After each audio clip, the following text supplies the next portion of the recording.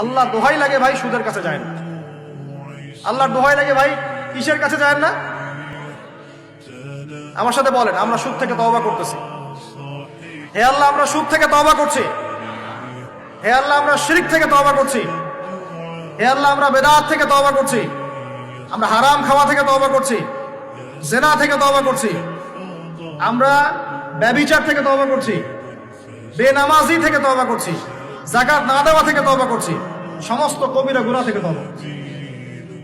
অটল থাকতে পারবেন তো ইনশাআল্লাহ?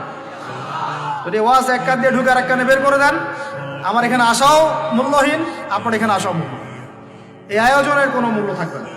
বরং কালকে আমাদের মাঠে এই মাটিটা যেখানে বসে আছি আমরা এখন, এই আমার চেয়ারের নিচের মাটি, আপনার বসার স্থানের নিচের মাটি, আল্লাহর কাছে অভিযোগ পেশ করুন।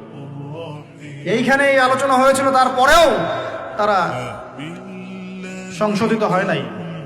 আর আমার জন্য আরো বড় বিপদ, দোয়া করবেন যেন আমি এই বিপদ থেকে নিজেকে রক্ষা করতে পারি। যা বলেছি তার উপরে নিজেকে আমল করতে হবে। আল্লাহ পাক আমাকে তৌফিক দান করুন, আপনাদের সবাইকে তৌফিক দান করুন।